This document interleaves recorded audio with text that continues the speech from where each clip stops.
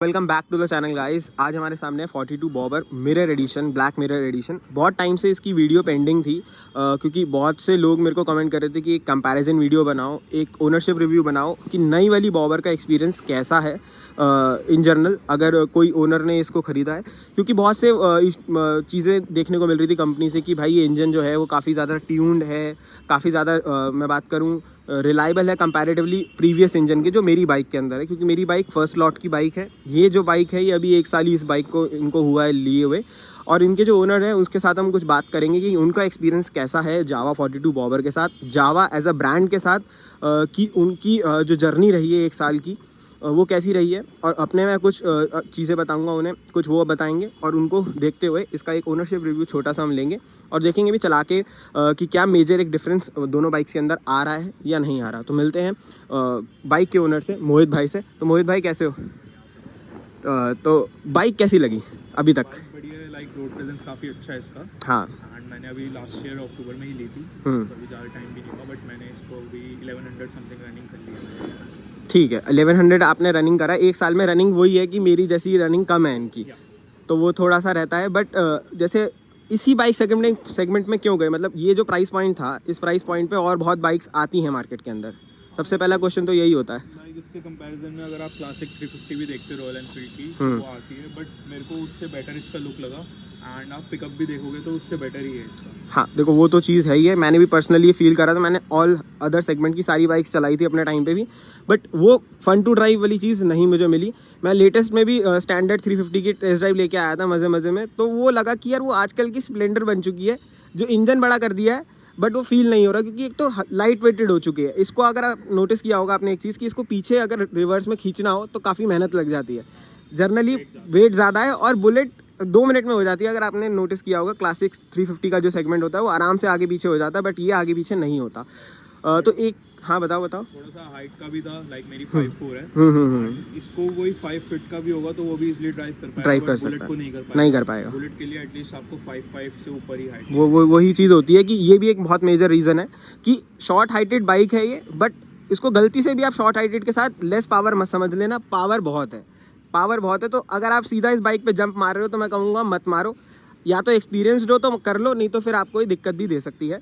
अभी तक आपने बाइक ली 1 साल के अंदर, कोई मेजर फॉल्ट लगा? क्योंकि सबसे बड़ा लोगों के दिमाग में रहता है जावा के साथ रिलायबिलिटी इशू है। थोड़ा सा है कंपनी इशू, लाइक जो वहाँ के स्टाफ हैं थोड़ा सा दिक्कत करते हैं। मेरा जब मैंने न्यू ली थी तब मेरे को 1 मंथ में ही थोड़ा सा फॉल्ट हुआ था इसमें। लाइक मेरा जो इग्निशन है वो ऑन नहीं होती थी नॉर्मल, तो मैंने उसको दिखाया। फिर सॉफ्टवेयर का कुछ इशू था तो उन्होंने अपडेट कर दिया, पर उन्होंने 1 दिन के लिए पूरी खड़ी रखी थी।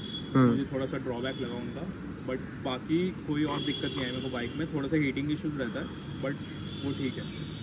तो वही चीज़ हो जाती है। देखो जावा या फिर मैं कोई भी ब्रांड कहूँ, थोड़ा बहुत रिलायबल इशू रहता ही है। अब बाइक बनी है तो कभी ना कभी कुछ ना कुछ माल फंक्शनिंग होती है। बट हाँ, अगर 1 महीने के अंदर कुछ फंक्शंस ऐसे ख़राब हो जाएं तो कस्टमर को थोड़ा सा ड्रॉबैक लगता है। क्योंकि कितना प्राइस दिया था इस बाइक के लिए आपने? मैंने 2.6 लाख दिए थे। 2.6 lakh including this mud guard. Okay, तो थोड़ा सस्ती पड़ गई बाइक। 2,06,000 रुपये की बताया। मैंने कैश पे ली थी तो। अच्छा, तो मतलब वही है कि देखो कुछ डिस्काउंट भी चल रहा हो। क्योंकि मैंने जब ली थी बाइक तब मुझे ये अराउंड 240 के अराउंड पड़ी थी ये बाइक। तब ये थोड़ी कॉस्टली थी, बट अभी तो ये चलो उस हिसाब से सस्ती भी हो रखी है। ये चीज़ें आपके प्राइस टू प्राइस मैटर करेंगी। अभी मैं इस पर कोटेशन नहीं करूँगा क्योंकि हर डीलरशिप का प्राइस भी अलग होता है। अब सर्विस कॉस्ट की अगर मैं बात करूँ यहाँ पे, तो सर्विस से लेके कुछ इश्यूज़ और क्या सर्विस कॉस्ट निकल के आती है? सच कोई इशू नहीं आया, बट सर्विस कॉस्ट उसकी मेरे को अराउंड पड़ी 1500 to 2000 के अराउंड फर्स्ट सर्विस। ओके, वो तो इतनी पड़ती है। जो भी मतलब उन्होंने इंजन ऑयल चेंज कराया, तो फर्स्ट सर्विस में इंजन ऑयल चेंज किया ही था आपका भी। और अभी तक कितनी सर्विस करवा दी? मेरे हिसाब से 3 तो हो गई। अच्छा, नेक्स्ट मेरी 10,000 पे होगी। अच्छा, 10,000 पे होगी। ओके, 1 साल का क्राइटेरिया था ना अभी। चलिए, एवरी 6 मंथ्स में, हाँ 6 महीने में सर्विस होती है। बट आपको वो जल्दी फ़ोन करते हैं कि सर्विस करवाने आ जाओ, बट उनके झांसे में पड़ना नहीं है। क्योंकि मैंने भी ये चीज़ें कंफर्म करी थी कि भाई ये 6 महीने का ही टाइम पीरियड होता है, ना कि ये 3-3 महीने के अंदर फ़ोन करने लग जाते हैं। तो अभी तक का जो एक्सपीरियंस रहा टॉप स्पीड का, मैं पूछना चाहूँगा। इंजन जो 334 सीसी का इंजन मिलता है, मैं पहले आपको बता दूं, 32 bhp 32 Nm का टॉर्क मिलता है, 32 bhp आपको देखने को मिलती है इस इंजन के साथ। ये थोड़ा सा ट्यून्ड है कंपैरेटिवली मेरे इंजन से। अब मैं चला के देखूंगा तब मुझे पता चलेगा कि क्या फ़र्क है क्या फ़र्क नहीं है, क्योंकि ऑलमोस्ट 2 साल और 4,500 किलोमीटर मैंने अपनी बाइक को ड्राइव किया है, तो मुझे मालूम है कि एक्सपीरियंस क्या होता है जावा 42 बॉबर का। तो उससे मैं यहाँ पे भी ड्राइव करके देखूंगा। बट अगर यहाँ पे मैं बात करूँ तो इसकी टॉप स्पीड क्या टेस्ट करी है, बहुत से लोगों को पूछने होता है। जो मैंने ऑनलाइन वैसे देखी है तो वो 140 समथिंग जाती है, बट मैंने अभी तक एज सच में हाईवे पे लेके नहीं गया, बट फिर भी मैंने 120 टच करी है। मैंने भी इतना ही टच करा है, 120 तक। उससे ऊपर जा सकती थी ये, बट थोड़ा सा डर लगता है, क्योंकि हाईवे पे मैंने ड्राइव करी थी एक बार, इसको लेके गया था मैं, तो वहाँ पे थोड़ा सा ये लगता है कि अगर कोई छोटा सा भी पत्थर आया तो सस्पेंशन प्रॉब्लम बहुत है। तो क्या आपको भी ये सस्पेंशन, बिकॉज ये बाइक थोड़ी डाउन है तो उस वजह से भी थोड़ा सा ये रीजन रहता है। वो चीज़ है कि उन्होंने सस्पेंशन स्टिफ कर रखे हैं, बट हल्का सा भी अगर पॉट होल आता है तो आपको क्या ये लगता है कि स्टीयरिंग पूरा वॉबल हो गया 1 सेकंड में, अगर अचानक से आ रहा है वो। सच मैंने 120 भगाई है तो मेरे को अभी ऐसा कोई इशू लगा नहीं है। मे बी अगर उससे ऊपर जाऊं तो शायद हो नहीं, वो नॉर्मली सिटी में भी अगर कभी आपने नोटिस किया हो कि हल्का सा अगर कोई पत्थर आ रहा है, हाँ, तो वॉबल करती है। तो अगर वो आपका एक्सपीरियंस ना हो तो भाई आप बाइक गिरा भी सकते हो, ये थोड़ा सा रहता है। क्योंकि जब मैं फर्स्ट टाइम मैंने भी चलाई थी, तो जब वो चीज़ मेरे साथ हुई तो बहुत ज़्यादा मैं शॉक हो गया था, ये अचानक से क्या हुआ है इस बाइक के साथ। अच्छा, ये चीज़ आपने बताई। एक चीज़ और मैं पूछना चाहूँगा, ब्रेकिंग कैसी है इसकी? ब्रेकिंग इज क्वाइट गुड, कोई भी सिटी में कभी भी इशू नहीं आया, अच्छी है। बाकी कुछ लोग इसको डबल सीट करा लेते हैं, तो मेरे को वो पॉइंट लगता नहीं डबल सीट कराने। हाँ देखो, वो चीज़ है, अब बॉबर के साथ वो दिक्कत हो जाती है ना। जैसे मैंने भी 2 साल तक सिंगल सीट ही रखी बाइक को, बट लेटेस्ट में जब मैं दोस्तों के साथ निकलता था तो सिंपल सा कहना था उनका कि भाई या तो इसको लेके मत आया कर, या तो इसकी सीट लगवा ले। तो फिर मुझे मजबूरन सीट लगवानी पड़ी, क्योंकि फिर घर में भी अगर मैं दूसरी कोई 2 व्हीलर लेके जा रहा हूँ तो पेरेंट्स बोलते हैं इसको लेने का पर्पस क्या है अगर तो इसे चला नहीं रहा। तो मुझे मजबूरन इसमें सीट लगवानी पड़ी, बट मैं थोड़े टाइम में शायद वो सीट घर में रखवा दूँ, तो वो थोड़ा सा रहता है। बट हाँ, बॉबर का मज़ा सिंगल सीट में ही है, वो चीज़ मैं भी मानता हूँ इस चीज़ को। मैंने देखा है कि काफ़ी मतलब यूट्यूब पे भी ना इसमें सीट जो आ रही है वो फोल्डेबल वाली आ रही है, वो तो बेकार है। बट हाँ, वही मैं बताना चाहता हूँ कि वो मत लगवाना, वो कभी भी उसमें, क्योंकि पीछे सस्पेंशन है ही नहीं, तो वो कभी भी टूट सकती है। पिलियन के साथ हो, कभी ऑन रोड हो जाए तो वो चीज़ है। जो सीट मैं आपको अपनी वाली भी दिखाऊंगा, सीट अगर लगवानी है तो वो लगवाओ, नहीं तो मत लगवाओ। मेरा कोई पर्पस नहीं था जब मैंने बाइक भी ली सीट लगवाने का, बट मुझे कुछ सर्कमस्टांसेस की वजह से सीट लगवानी पड़ी। तो और कुछ अभी तक एक्सपीरियंस शेयर करना चाहोगे? जैसे आपने यहाँ पे इसके अंदर फॉग लाइट्स लगवा रखी है एक्स्ट्रा, तो ये इसका रीज़न क्या है? मतलब हेडलाइट थ्रो अच्छा नहीं है? या हेडलाइट का थ्रो उतना अच्छा नहीं है जितना फॉग लैंप से बेटर हमें व्यू मिल जाता है, इसलिए मैंने ये चेंज करवा ली थी। वही चीज़ है, मैंने भी अभी लेटेस्ट में एक छोटी सी मिनी ड्राइव इसके अंदर लगवाई, क्योंकि हेडलाइट का थ्रो उस जगह पे तो सफिशिएंट है जिस जगह स्ट्रीट लाइट्स हैं, बट जहाँ पूरा जेड ब्लैक अंधेरा है तो वो चीज़ वहाँ पे आपको दिक्कत करेगी। तो आपको एक छोटी सी एसेसरीज इसके अंदर लगवानी ही पड़ेगी। बाकी बाइक के अंदर ज़्यादा कुछ काम करवाने की ज़रूरत नहीं है। बट अगर आप मिरर एडिशन ले रहे हो तो मैं कहूँगा लेमिनेशन, यहाँ पे लेमिनेशन नहीं हो रखी भाई, मोहित भाई ने इसके अंदर पीपीएफ करवा रखी है। तो पीपीएफ की कॉस्टिंग क्या पड़ी, बहुत से लोग पूछना चाहते हैं। पीपीएफ मैंने सिर्फ टैंक की करवाई थी, मेरे को ये 4 to 5,000 के अप्रॉक्स 4 से 5,000 पे पीपीएफ की कॉस्टिंग पड़ती है। बट अगर आप लेमिनेशन में जाते हैं तो यही कॉस्ट आपकी 800-1000 रुपये में आ जाती है। वो डिपेंड करता है, बट देखो पीपीएफ में ये है कि आप इसको सालों साल यूज़ कर सकते हो, 5 साल तो ईजिली यूज़ कर सकते हो। तो बट लेमिनेशन में आपको साल में मैं कहूँगा चेंज करवा लो, वो ज़्यादा बेटर रहेगा, क्योंकि टैंक का अगर पेंट रिप ऑफ हुआ तो पैसा ज़्यादा खर्च हो जाएगा आपका वो थोड़ा सा है। बट यहाँ पे अगर मैं बात करूँ तो पीपीएफ में इन्होंने भी एक चीज़ मेरे को बताई कि यहाँ पे ना पीपीएफ सिंगल पीस में नहीं होती। तो यहाँ पे आप देख रहे होंगे, यहाँ पे एक पार्टीशन आपको देखने को मिलता है, और ये चीज़ पीपीएफ के अंदर प्रॉब्लम है। तो अगर आपको लेमिनेशन करवाओगे तो एक सिंगल पीस में कवर हो जाता है। तो अभी तक और कोई मेजर प्रॉब्लम। अच्छा, मेरे को एक डाउट पूछना है आपसे, जो मेरे साथ इतने टाइम में एक्सपीरियंस हुआ है, क्या गियर इसके अटकते हैं? मतलब आपने गियर डाला 6th गियर, वो 6th गियर नहीं डाला और न्यूट्रल में चली गई बाइक? नहीं, अभी तक तो ऐसा कोई इशू नहीं है मेरे को। नहीं है, लाइक फर्स्ट और सेकंड गियर में स्विच करने में कभी न्यूट्रल में जाता है, वो ठीक है। किसी गियर में कोई नहीं, मेरे साथ ये है, और मैंने काफ़ी बार बोला है, वो कहते हैं गियर एंगेजमेंट हमने कर दी है सही, बट ये चीज़ मेरे साथ होती है कि जस्ट आप 5th या कोई सा भी गियर डालो तो बाइक न्यूट्रल हो जाती है, और वो जैसी थ्रॉटल दो आप तो वो पूरा आरपीएम हाई हो जाता है। तो वो थोड़ा सा इसके अंदर दिक्कत है। देखो अभी उन्होंने चलाई नहीं है, 1100 किलोमीटर कुछ भी नहीं होता, बट जब ये थोड़ा क्लॉक करेंगे, क्योंकि मेरे को रिफाइन होगा और प्रॉब्लम्स निकल के आएंगी। क्योंकि मैं रिसेंटली मैं सर्विस करवाने गया था इसकी 5th सर्विस, तो वहाँ पे एक मुझे भाई मिला था, उसने कहा कि भाई जितनी जावा आप चलाओगे उतनी प्रॉब्लम्स इसकी लिख लेंगी। तो वही चीज़ है, उन्होंने कहा 20,000 से नीचे चलाकर इसको बेच दो। तो उन्होंने, उनके तो बहुत खर्चे हुए हैं, तो उन्होंने बहुत अच्छा मुझे अपना एक्सपीरियंस बताया था। तो उसको चलते हुए मुझे भी लगता है कि धीरे धीरे कुछ ना कुछ प्रॉब्लम्स दे रही है। अच्छा, एक मेजर प्रॉब्लम और है, जो काफ़ी सारे मैसेज मेरे को आते हैं, मिसिंग मारती है,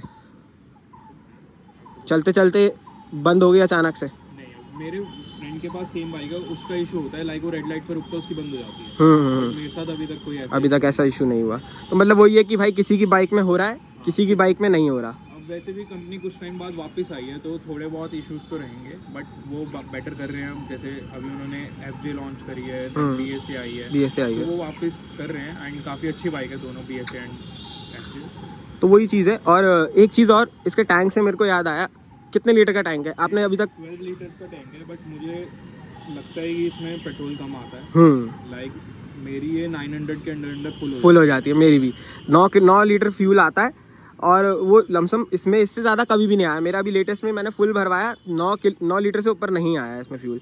तो वो लगता है क्योंकि जो कंपनी है वो क्लेम करती है 14 लीटर का टैंक, और कहीं पे 12 लीटर का क्लेम है, और रियलिटी में सिर्फ 9 लीटर 10 लीटर का टैंक है। माइलेज क्या दे रही है? सबसे मेजर माइलेज ये मेरी 20 to 25 के राउंड दे रही है। फर्स्ट सर्विस से पहले आपको 15 के राउंड देगी, एंड अगर आप हाईवे पे चलते हो तो 25 के राउंड भी दे देगी।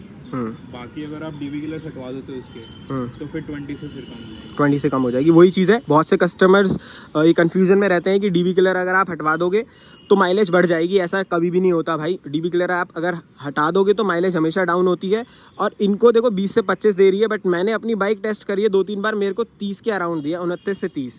तो ये चीज़ें ड्राइविंग पे भी, राइडिंग पे भी डिपेंड करती हैं कि आप कैसे ड्राइव कर रहे हो, कैसे राइड कर रहे हो। बट मैंने टैंक टू टैंक भी निकाल के देखा, मैंने 1 लीटर का इसके अंदर टेस्ट भी किया था, तो मुझे इसके अंदर अराउंड 30-35 की माइलेज मिली सर्विस से पहले भी। मतलब 1 महीना ही से, हाँ 1 महीना मैंने चलाई थी, तो उसी में मैंने टैंक टू टैंक करा था इसका। CP तक मैं गया था, और मैं वापसी आया तो मैंने उसी स्टेशन से भरवाया फुल, तो उसने जस्ट 1 लीटर भरा था फ्यूल जिसके अंदर पेट्रोल। तो मुझे लगता है कि सबकी माइलेज टेस्टिंग अलग है, इस पर हम कोट नहीं कर सकते, बस हाँ मिनिमम माइलेज 20 से 25 दे देती है। तो कुछ और शेयर करना चाहोगे कि अगर आज के टाइम पे आपके पास 2-2.5 लाख रुपए हो तो क्या यही लोगे, या फिर अभी कुछ और परसेप्शन हो सकता है 1 साल यूज़ करने के बाद? सिंगल हो बाइक है, अगर नहीं हो तो there are some other options also, क्योंकि ऑन RC1 ये सिंगल सीटर ही आती है। वो तो है, तो किसी ने पकड़ लिया तो देयर में भी दे कैन आस्क यू, वो तो है। तो अगर सिंगल हो तो बेस्ट बाइक है, क्योंकि रोड प्रेजेंस बहुत अच्छी है। लोग पूछते हैं, हाँ। इवन दे आस्क की हाल ले, हाँ, तो कंपैरिजन देखो, वो सीधा 20 लाख की बाइक के साथ कंपैरिजन कर रहे हैं। हाँ, तो वो चीज़ है, वही चीज़ है। जब मैं भी शोरूम से लेके निकला था तो तब ये मार्केट में जस्ट लॉन्च हुई थी, और मेरी फर्स्ट या सेकंड बाइक थी ये वाली। तो जब मैं रोड पे लेके निकला तो काफ़ी लोगों ने पूछा कि इंपोर्ट करवाई है आपने बाइक, जस्ट ट्रैफिक में फंसा हुआ था मैं, और उस टाइम पे मार्केट के अंदर आई नहीं थी, क्योंकि फर्स्ट लॉट की जो बाइक आई थी उसमें पेंट इशू था टैंक पे, तो मैंने वो रिजेक्ट कर दी थी। तो फिर हमारे लिए दूसरी बाइक उन्होंने अरेंज करी, और उसके बाद मैंने जब डिलीवरी ली रात को, तो काफ़ी अट्रैक्शन मिलता है जब सिंगल सीट होती है, और डुअल सीट के बाद भी मिलता है, क्योंकि पर्सनली ये चीज़ देखने को नहीं मिलती रोड पे। हर कोई इवनली नहीं ले रहा, क्योंकि ये इजीली कंफर्टेबल राइड आपको ऑफर नहीं करेगी रोज़ के ड्राइविंग में। बट मुझे ऐसे कस्टमर्स भी मिले हैं जो इसको रोज़ 30-35 किलोमीटर चला रहे हैं, नोएडा तक लेके जा रहे हैं सिंगल रन में। आना जाना 60-70 किलोमीटर का रन है, तो चलाने वाले के ऊपर है भाई। अगर आप मज़े के लिए चलाना चाहते हो तो आप चला सकते हो। और बाकी मुझे लगता है मैंने सारे पॉइंट्स कवर करे हैं इस वीडियो में। और अराउंड मैं लुक अराउंड अगर बाइक का आपको दिखाऊं भी तो काफ़ी सुंदर अच्छे से बाइक मेंटेन करी गई है, काफ़ी सारे यहाँ पे स्टिकर्स वर्क भी करा गया है। अपने अपने हिसाब से होता है भाई, जो चीज़ें अपने हिसाब से यहाँ पे करवाना चाहते हैं। बाकी भाई का इंस्टाग्राम आपको दिखने को यहाँ पे मिल जाएगा, मैं स्क्रीन पे भी डाल दूंगा, लिंक भी आपको मिल जाएगा डिस्क्रिप्शन में, और स्क्रीन पे भी आपको प्रॉपर मिल जाएगा। बाकी बॉबरमैन सर्च करोगे, भाई का इंस्टाग्राम आपको देखने को मिल जाएगा। और ये कुछ था इस बाइक का रिव्यू। और वीडियो अगर इन्फॉर्मेटिव लगी हो किसी भी पॉइंट पे, और कोई भी डाउट्स हो तो कमेंट सेक्शन में कमेंट कर सकते हो, उसका भी मैं रिप्लाई दे दूंगा। और इस वीडियो को यहीं ख़त्म करते हैं। वीडियो इन्फॉर्मेटिव लगी तो वीडियो को लाइक करना, शेयर करना, चैनल को सब्सक्राइब जरूर से करके जाना। ऐसी और इन्फॉर्मेटिव वीडियो के साथ मिलता रहूँगा। टिल देन इस वीडियो को देखने के लिए थैंक यू सो मच।